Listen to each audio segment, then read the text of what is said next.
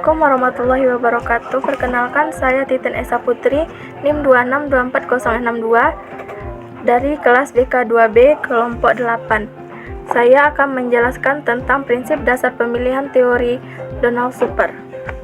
Yang pertama yaitu konsep Super tentang keputusan karir.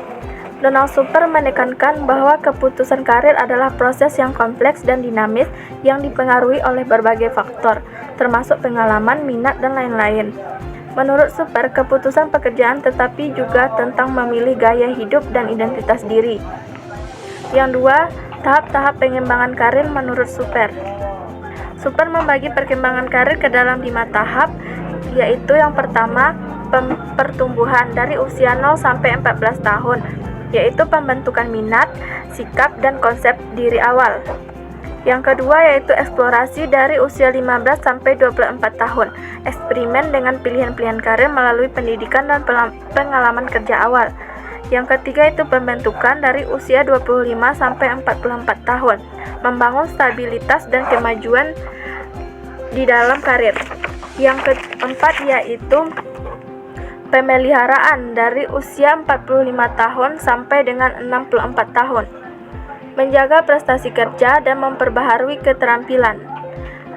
Yang kelima yaitu penurunan atau pelepasan dari usia 65 sampai ke atas. Persiapan pensiun, pengurangan aktivitas kerja. Yang ketiga, tugas perkembangan vokasional dari Super.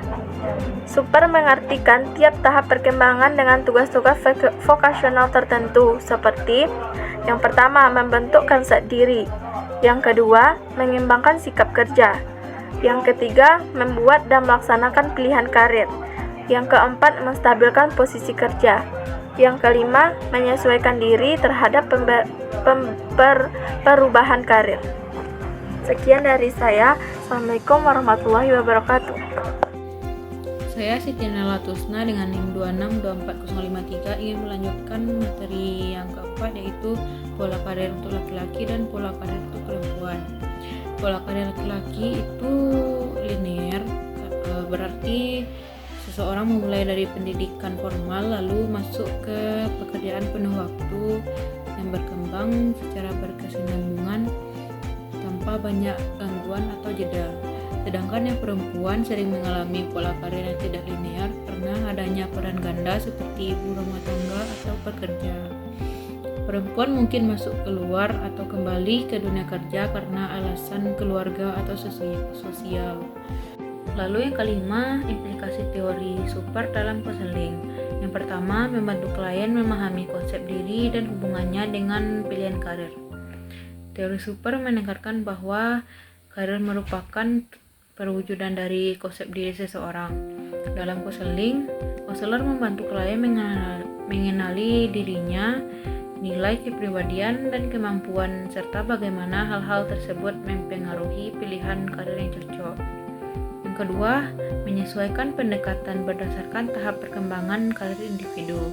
Super membagi perkembangan karir menjadi beberapa tahap, yaitu growth, exploration, establishment, maintenance, dan disengagement. Konselor menggunakan pendekatan yang sesuai dengan tahap yang sedang dijalani klien, misalnya membantu eksplorasi minat pada remaja atau penguatan di stabilitas kerja pada orang dewasa. Yang ketiga, memfasilitasi eksplorasi dan perencanaan karir jangka panjang. Konseling karir hanya fokus pada pilihan sesaat, tapi juga mengarahkan klien untuk memikirkan tujuan jangka panjang. Konselor membantu klien membuat rencana karir yang fleksibel dan realistis berdasarkan perubahan konsep diri dan situasi hidup. Yang keempat, memperhatikan peran sosial dan gender dalam perencanaan karir. Super menyadari bahwa faktor eksternal seperti harapan sosial dan stereotip gender dapat mempengaruhi pilihan karir. Konselor mendukung klien untuk menyadari pengaruh ini dan membuat keputusan yang autentik serta sesuai dengan konsep diri, bukan semata-mata tekanan sosial. Yang kelima, mendorong pemahaman bahwa karir bersifat dinamis dan berkelanjutan sepanjang hayat. Karir tidak berhenti di satu titik, ia terus berkembang seiring waktu. Konselor membantu klien memahami bahwa perubahan karir, transisi, atau pergeseran minat adalah hal yang wajar. Sekian materi dari saya, terima kasih.